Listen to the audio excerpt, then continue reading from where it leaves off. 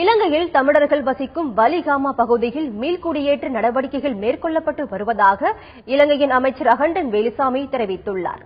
சென்னையில் நடைபெறும் தமிழர் திருநாள் நிகழ்ச்சியில் பங்கேற்பதற்காக சென்னை வந்த இலங்கை கல்வி இணை அமைச்சர் வேலுசாமி சென்னை விமான நிலையத்தில் செய்தியாளர்களை சந்தித்தார். அப்போது இலங்கையில் கல்வி வளர்ச்சிக்காகவும் குழந்தைகளுக்கான கல்வி மேம்பாட்டுக்காகவும் புதிய கல்விக் கொள்கை அறிமுகப்படுத்தப்பட்டுள்ளதாக கூறினார். தமிழர்களின் பகுதியான வலிகாமாவில் 700 ஏக்கர் நிலம் விடுவிக்கப்பட்டு மீள்குடியேற்றத்துக்கான நடவடிக்கைகள் எடுக்கப்பட்டு வருவதாகவும் இதற்கான அதிகாரப்பூர்வ அறிவிப்பு விரைவில் வெளியாகும் என்றும் அவர் தெரிவித்தார். வலிகாமா பகுதியில் மக்கள் மீள்குடியமர்த்தப்பட்ட பிறகு புதிய பாடசாலைகள் கட்டப்படும் எனவும் அமைச்சர் அகண்டன் வேலுசாமி தெரிவித்தார். அரசாங்கம் இப்பொழுது மீள்குடியேற்றத்தை ஆரம்பித்திருக்கின்றது.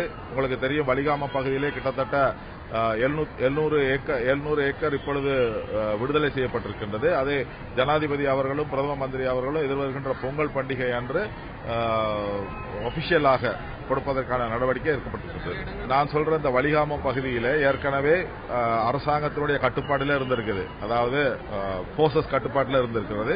இப்ப அது மீள் குடியேற்றத்திற்காக திரும்ப மீளளிக்கப்பட்டிருக்கின்றது. மீளளிக்கப்பட்ட பிறகு மக்கள் குடியேற்றம் அங்கு நடந்த பிறகு மக்கள் குடியேற்றத்தினுடைய அடிப்படையிலே பாடசாலைகள் புதிதாக ஆரம்பிப்பதற்கான நடவடிக்கை எடுக்கப்படும்.